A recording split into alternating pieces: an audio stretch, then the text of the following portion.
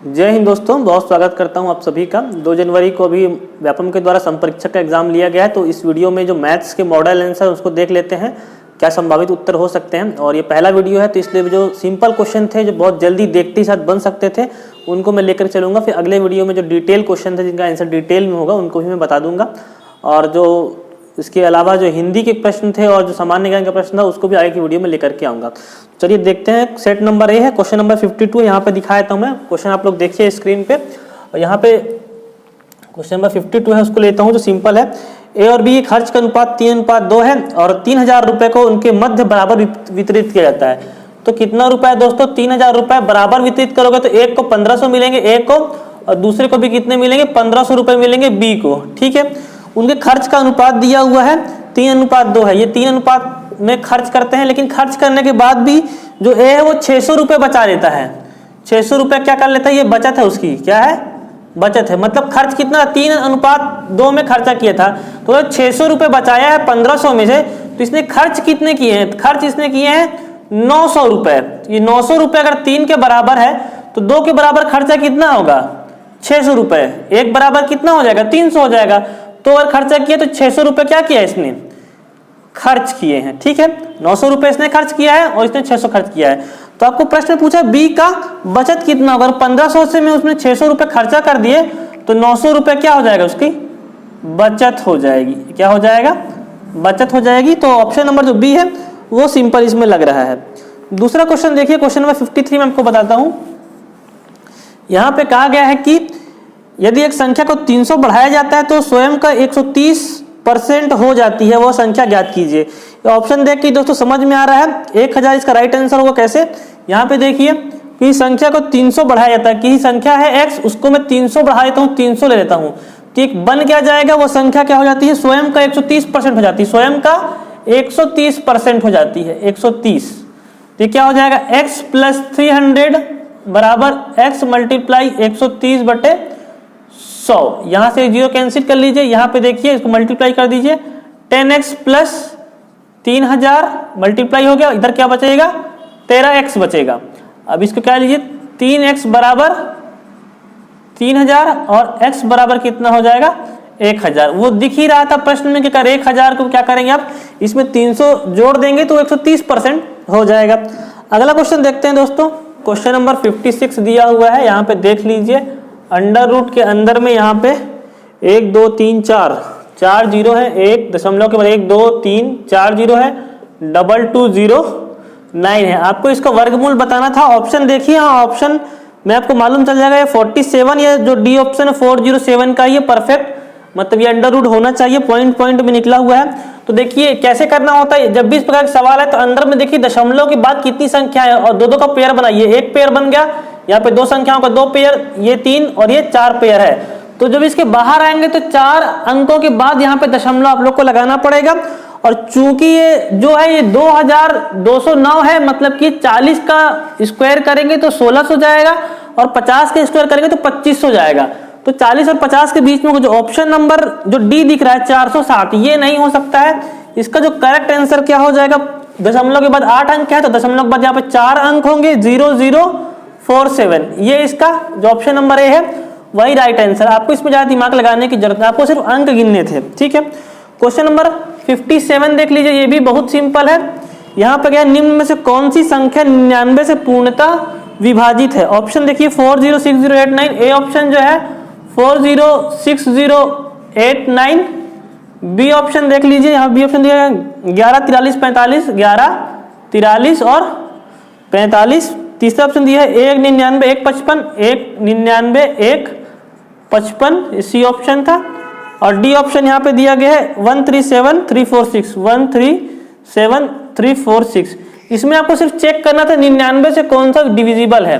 तो मैंने divisibility rule बताया हुआ था क्लास में। 99 से कौन डिविजिबल है? 99 के अंदर क्या छुपा हुआ है? 99 के अंदर 11 और 9 छुपा हुआ है।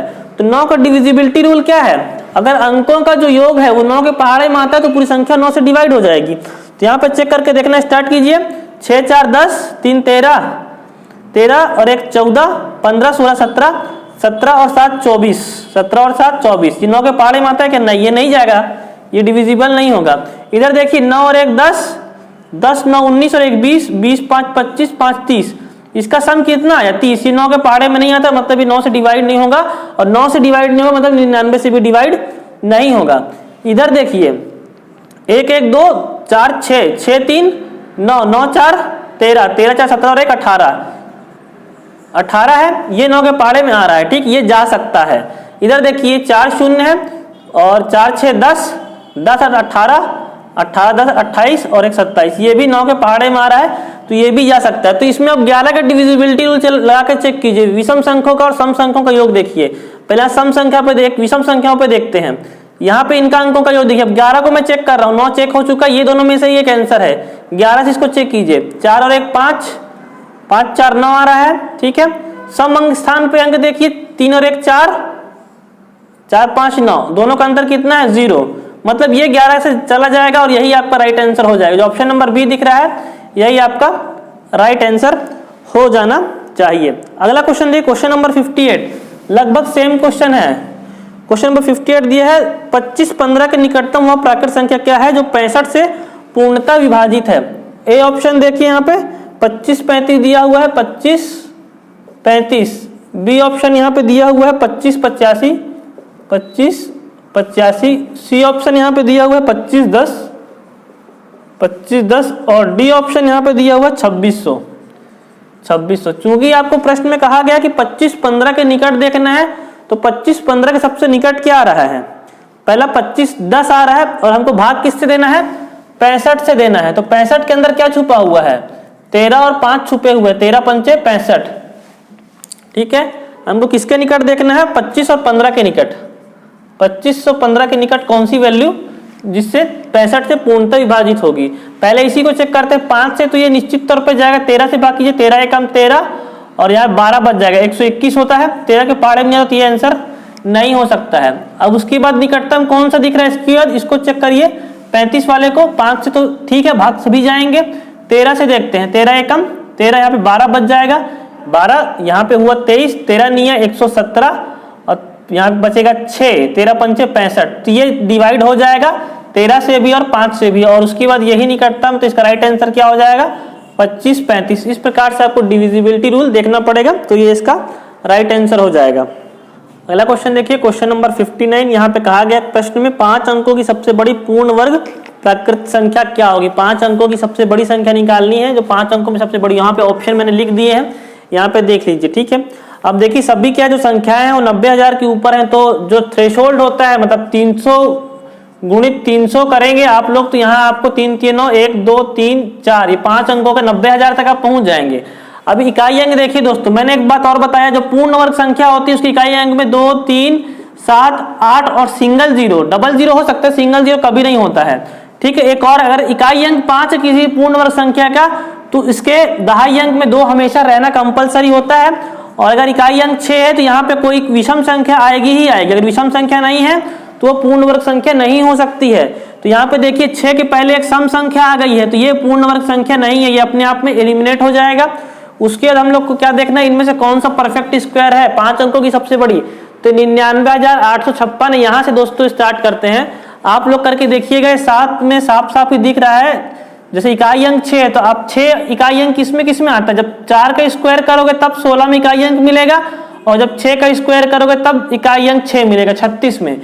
तो 300 से तो 90,000 तक पहुंचोगे, 300 × 300, तो आप 304 का परफेक्ट स्क्वायर कर सकते हैं और 306 का परफेक्ट स्क्वायर कर सकते हैं। उसके बाद 314 में आएंगे और 316 में आएंगे, तो यही 316 का ये परफेक्ट स्क्वायर है। तो यही क्या है आपका राइट आंसर 316। 316 एक थ्रेशोल्ड है, थ्रेशोल्ड है मतलब 5 अंकों की सबसे बड़ी संख्या 316 होगी। अगर आप 317 का स्क्वायर कर देंगे, 317 × 317, तो आप 6 अंकों में पहुंच जाएंगे, 6 अंकों में पहुंच जाएंगे। तो यही आपका राइट आंसर है। इस चीज को थोड़ा ध्यान रखिएगा, क्वेश्चन एलिमिनेट करने में आसानी होती है। क्वेश्चन नंबर 60 देखते हैं। 60 यहाँ पे दिया गया है, यहाँ पे क्वेश्चन दिया हुआ है ए का 30% बराबर बी का 15%। ए का 30% बराबर बी का दिया हुआ है 15%, और एक और दिया बी बराबर सी का 20%। बी ने बराबर दिया है सी का 20%। तो ये क्या हो जाएगा 5 बार कट जाएगा, तो बी बराबर क्या आ जाएगा सी/5। ठीक है, a बराबर c का x% है तो x का मान ज्ञात करो। यहाँ b का वैल्यू उठा करके यहाँ पे आप लोग पुट कर दीजिए। a का 3/10 मल्टीप्लाइड में रहेगा, मल्टीप्लाइड में a का 3/10 बराबर c का b का वैल्यू क्या, c/5, c/5 मल्टीप्लाइड 15/100, ये कट गया 3 बार में। ठीक है, अब a का वैल्यू यहाँ से देख लीजिए, ये और ये कैंसिल हो जाएगा तो a बराबर क्या हो जाएगा, c का 10 ऊपर चल जाएगा, 10/100, यही क्या करेगा c का, यही हो गया 10%। यही आपको करना था, यही इसका राइट आंसर हो जाएगा। क्वेश्चन नंबर 61 देखिए दोस्तों, अगला क्वेश्चन है आपके स्क्रीन पर डिस्प्ले होगा। यदि एक भिन्न के अंश को 140% बढ़ाया जाए तो हर को 200% बढ़ाया जाए। भिन्न x/y है, इसको क्या करना है आपको, 140% बढ़ा दीजिए, 140/100, और इसको 200% बढ़ा दीजिए, 200/100, 100 तो कैंसिल हो जाएगा अपने आप का, तो भिन्न बन क्या जाता है, 14/27 हो जाता है, 14/27 हो जाता है। एक जीरो से एक जीरो और कैंसिल कर दीजिए, मन कर रहा है, अच्छा लगता है। आगे देखिए 14/27 वैसे रहने दीजिए, 14 को नीचे डाल दीजिए यहाँ पे। ठीक है, ये 14 हो गया और यहाँ 20 को ऊपर ले जाइए तो 14 अपने आप ही कैंसिल हो जाएगा और xy का मान क्या आ जाएगा, 20/27, जो कि ऑप्शन नंबर बी में यहाँ पे आप लोग को दिया हुआ है। आगे देखते हैं और सिंपल क्वेश्चन देखिए। एक व्यक्ति ने 6,000 रुपये मूल्य की वस्तु खरीदा तथा आधी वस्तु 10% लाभ पर बेच दिया। यहाँ पे क्वेश्चन नंबर आ जाएगा 61। 6,000 रुपये की मूल्य की वस्तु खरीदा, आधी वस्तु मतलब 3,000 रुपये की जो वस्तु है, ठीक है, उसको 10% लाभ पर आप बेच दोगे अगर, तो 10% लाभ लेने के लिए 110/100 का मल्टीप्लाई कर दीजिए और यहाँ आपने 3300 रुपये में बेच दिया है उसको, आपको 10% का लाभ हो चुका है। क्या बोला, शेष वस्तुओं कितने प्रतिशत लाभ पर बेचा जाता है ताकि सकल पर 25% का लाभ हो। सकल पर मतलब 6,000 पे आपको क्या चाहिए, 25% का लाभ चाहिए, मतलब 125/100 करना पड़ेगा, 2 जीरो कैंसिल कर दो और ये कितना हो जाएगा 750, 7500 रुपये चाहिए और आपके पास 3300 रुपये, तो पहले आधे वस्तु को ही बेच करके आ गए हैं। तो आपको और कितना कमाना है, ये दोनों का डिफरेंस निकाल दीजिए। आपको अभी कमाना है 0 0, यहाँ 5 में 3 जाएगा 2, 7 में 3, 4200 रुपये भी आपको और कमाना है। और आपके पास बची कितनी वस्तु है, 3,000 रुपये की वस्तुएं और बची है, तो कमाना कितना है, 1200 रुपये लाभ कमाना है आपको। 4200 रुपये में बेच करके कितना रुपये लाभ कमाना है, 1200 रुपये। तो कितना प्रतिशत लाभ पर, क्या पूछा गया है, 25% लाभ हो। ठीक है, तो कितना प्रतिशत लाभ पर बेचना पड़ेगा, 1200 रुपये आप भी और कमाओगे। किसमें से कमाओगे, 3000 में से ही तो कमाना है आपको। तो इसको देखिए कितना प्रतिशत है आपका, 40%। जो शेष वस्तुएं होंगी उनको आपको 40% लाभ पर बेचना ही पड़ेगा, तभी आपको टोटल में 25% का लाभ होगा, अन्यथा आपको हानि हो जाएगी। अगला क्वेश्चन देखिए, क्वेश्चन नंबर 64 को ले लेते हैं। बहुत ही सिंपल क्वेश्चन है।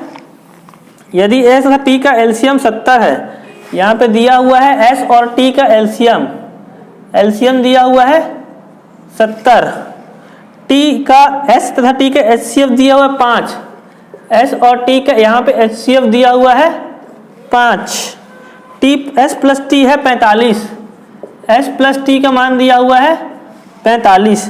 तब संख्याएं क्या है देख लीजिए दोस्तों, संख्याएं देखना यहाँ बहुत जरूरी है। ऑप्शन में देखिए यहाँ पे एलसीएम 70 है, तो पहला जो ऑप्शन है यहाँ पे 17 और 28 दिया गया है, 17 और 28, तो 17 के पहाड़े में आता है क्या, एलसीएम 70 है, मतलब ये दोनों संख्याएं इसको डिवाइड करेंगी, और एचसीएम 5 है, मतलब ये जो 5 ये दोनों संख्याओं को डिवाइड करेगा। पहला ऑप्शन नहीं हो सकता है। दूसरा ऑप्शन देखिए 35 और 10, 35 और 10। तीसरा ऑप्शन देखिए 25 और 20, और चौथा ऑप्शन देखिए डी ऑप्शन, मतलब कि 14 और 35। देखो एचसीएफ 5 है, एचसीएफ 5 है तो 5 14 को डिवाइड नहीं करेगा, ये कैंसिल हो गया। उसके एलसीएम 70 है तो 25 के पहाड़े में 70 नहीं आएगा, ये भी कैंसिल हो गया। बचा कौन सा, ये देखिए 5, यही आपका आंसर है। कैसे आंसर है, एचसीएफ 5 है, 5 इसको काटेगा 7 बार में, इसको 5 काटेगा 2 बार में, ठीक है। और एलसीएम 70 तो 35 काटेगा 70 को 2 बार में और ये काटेगा 7 बार में। तो ये जो संख्याएं हैं एलसीएम को डिवाइड करती हैं, और जो एचसीएफ होता है वो संख्याओं को डिवाइड करता है। बहुत सिंपल बात थी, इसमें कोई बड़ी बात नहीं थी। आगे देखते हैं दोस्तों, आगे प्रश्न में यहाँ पे देखिए 65 नंबर का प्रश्न है, और यहाँ पे कहा गया P बराबर 1 लाख कहा गया है। P का जो वैल्यू दिया हुआ है, 1 के बाद यहाँ पे 1 2 3 4 5 जीरो है, 1 2 3 4 5, इसका निकालना है आपको 0.2%। 0.02 है, परसेंटेज में निकालना है। तो यहाँ से 2 पॉइंट हटा करके मैं यहाँ 2 जीरो और लगा देता हूँ, तो 4 जीरो 1 2 3 4 जीरो कैंसिल। इसका मान आएगा 2 का 10 से गुणा करोगे, पी का मान आ गया 20। यहाँ पे क्यू का मान भी लिखा गया है 1000 का 2%, 1000 का 2%। बहुत सिंपल क्वेश्चन है, इसको काट दीजिए, कितना है इसका मान 20। ये दोनों मान क्या हो गए आपस में बराबर, दैट मीन्स P बराबर Q। It's option number C, आपके ऑप्शन नंबर सी में दिया गया है। क्वेश्चन नंबर अगला देखिए, क्वेश्चन नंबर मैं यहाँ पे ले लेता हूँ, क्वेश्चन नंबर 66। यहाँ पे कहा गया है कि 5% चक्रवृद्धि ब्याज दर पर 2 वर्ष में वार्षिक गणना पर 1323 होने वाली मूलधन या मूल राशि क्या होगी। ठीक है, तो 5% आपको निकालना है। ऑप्शन देखिए, ऑप्शन से बनाते हैं, यहाँ पे लिखा गया 1050 और बी ऑप्शन है यहाँ पे 1200 रुपए और सी ऑप्शन है यहाँ पे 960 रुपए और डी ऑप्शन है यहाँ पर 1220 रुपए। ठीक है, जो नियरेस्ट लग रहा है यहाँ पे देखिए 1200 रुपए को डायरेक्ट लेता हूं मैं ऑप्शन से। 1200 रुपए का आप क्या करोगे, 5% निकालोगे। जो पहला साल जो ब्याज आएगा, फर्स्ट ईयर का जो ब्याज होगा, इसका 10% कितना होगा 120 रुपए और 5% क्या होगा 60 रुपए। तो पहले साल की ब्याज कितनी आई 60 रुपए। अब चक्रवृद्धि ब्याज में अगले साल की ब्याज देखना है, तो जो 1200 रुपए है इसमें 60 रुपए जुड़ जाएगा और ये कितना हो जाएगा 1260 रुपए हो जाएगा। अब दूसरी साल ही 5% ब्याज मिलेगी, 10% कितना होता है 126 और 5% निकालने के लिए 126 को अगर 2 से डिवाइड कर दोगे, 2 छक्के 12 और 2 तियां 6, 63 रुपए। तो अब आपको मूलधन कितना हो जाएगा 1260 और उसमें 63 और आप लोग और जोड़ देंगे, 6 6 12 2, यहाँ पे 3 और 1 13। वो धनराशि कितना बन गई 1323 बन चुकी है दोस्तों। तो यही आपको प्रश्न बोला कि 1323 रुपए हो जाती है। तो ऑप्शन नंबर जो बी है इसका, ये इसका राइट आंसर हो जाएगा। अगला प्रश्न देखिए, क्वेश्चन नंबर 70 है दोस्तों। यहाँ पर मैं जो शॉर्ट में बन रहा क्वेश्चन को ले लेता हूँ पहले ही। 2 संख्याओं का योग 42 है, उनके HCF एवं LCM क्रमशः 6 और 60 है। 2 संख्याओं का योग कितना है, x प्लस वाई का योग दिया हुआ है 42 और संख्याएं का क्या दिया हुआ है HCF दिया हुआ है, HCF बराबर दिया हुआ है 6 और LCM दिया हुआ है यहाँ पर 42 दिया गया है। तो उक्त संख्याओं का व्युत्क्रम का योग निकालना है, मतलब अपोजिट का योग निकालना है।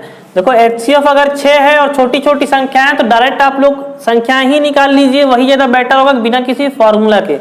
अगर HCF 6 है तो संख्याएं क्या होंगी 6 के पहाड़े में ही आपको दिखेंगी। अगर पहली संख्या 6 रहेगी तो दूसरी संख्या क्या रहेगी 36 रहेगी। ठीक है, क्योंकि दोनों का योग कितना है 42 है और एलसीएम भी यहाँ पे 42 ही दिया हुआ है। ठीक है, योग भी 42 है और उनका एलसीएम सॉरी यहाँ पे 60 दिया हुआ है, गलती हो गया था यहाँ पे, एलसीएम जो है वो 60 दिया हुआ है। तो दोनों का योग तो 42, ये दोनों 42 हो जाएंगे, लेकिन इसका एलसीएम क्या हो जाएगा 36 ही हो जाएगा। ये तो नहीं दिख रहा है। ठीक है, अगर संख्या को 12 करोगे तो इसको क्या करोगे 30 करोगे। तो देखिए दोनों का योग कितना है, आपको मिला करके 42 है और इसका एलसीएम कितना हो जाएगा 30 का एलसीएम 12 के पहाड़े में 30 नहीं जाएगा, फिर 30 का डबल करोगे 60, तो 12 पंचे 60। तो ये आ गया संख्याएं आपकी। पहली संख्या क्या हो जाएगी 12 और दूसरी संख्या क्या हो जाएगी 30। क्यों हो जाएंगी, क्योंकि दोनों का योग कितना है 42 है और HCF 6 होगा, दोनों का 6 दोनों से भाग चले जाएगा और एलसीएम कितना हो जाएगा 30। इनका उत्क्रम का योग पूछा 1/12 प्लस 1/30 करिए, आप दोनों को जोड़ दीजिए, एलसीएम क्या आएगा ऊपर में दिया हुआ है 60। ठीक है, 5 से डिवाइड कीजिए, 5 प्लस 30 से 2 बार में, तो कितना आ जाएगा 7/60। यही आपको निकालना था 7/60 की इसका व्युत्क्रम का योग क्या हो जाएगा। बहुत सिंपल प्रश्न था। आगे देखिए दोस्तों, यहाँ पे फिर बिल्कुल वैसे ही कुछ 2 संख्याओं का योग 42 है, फिर से 2 संख्याओं का योग कितना दे दिया है 42 दे दिया है और उनका लघुत्तम समापन 208 है। एलसीएम का जो मान दिया हुआ है वो 208 दिया हुआ है। ठीक है, पूछ रहा है कि वो दोनों संख्याएं क्या है। पहला ऑप्शन दिया हुआ है 12 और 30 दिया हुआ है, दूसरा ऑप्शन दिया हुआ है 14 और 28 दिया हुआ है, तीसरा ऑप्शन दिया हुआ है 18 और 24 दिया हुआ है और 16 और 26 दिया हुआ है। ठीक है, एलसीएम कितना है 208 दिया है।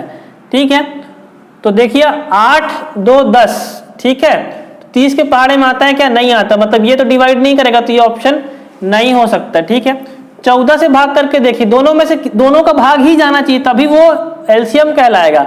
14 से भाग के 14 एकम 14, यहाँ पे 6 बच जाएगा, 68 होता है, तो 14 के पहाड़े में नहीं आता, ये भी ऑप्शन आपका सही नहीं है। 18 से भाग दे के देखिए दोस्तों इसको, 18 से जब 208 एलसीएम को भाग देंगे तो 18 कम 18 2 बचेगा, फिर 28 क्या 18 के पहाड़े में नहीं आ रहा, तो ये भी ऑप्शन नहीं है। राइट आंसर आपका ये हो जाएगा। क्यों? इसको भाग के दे के देखिए, 16 एकम 16, यहाँ 4 बचेगा, 16 दूनी 32, 16 3 48, 13 बार में भाग चला गया, और 26 से इसको भाग देंगे तो 26 से भी इसका भाग साफ साफ क्लियर हो जाएगा। 6 कम 6, 6 दूनी 12, 6 3 18, 6 चौक 24, 6 5 30, 6 7 42, 6 8 48, और ये 8 बार में चला जाएगा। इससे भी किससे? 26 से 48 होता है, मतलब ये 8 26 से भाग देंगे तो ये 8 बार में चला जाएगा। तो राइट आंसर क्या हो जाएगा? डी वाला जो है इसका 16 और 26 राइट आंसर हो जाएगा। तो दोस्तों कुछ जो सिंपल क्वेश्चन थे उनको मैं ले लिया हूँ आज के इस वीडियो में। अभी जो दूसरा पार्ट लेके आऊँगा उसमें बाकी जो टफ क्वेश्चन है उनको भी बताऊँगा, जिसमें अधिक समय लगेगा। मिलता हूँ आपसे अगले वीडियो में, तब तक धन्यवाद। जय हिंद।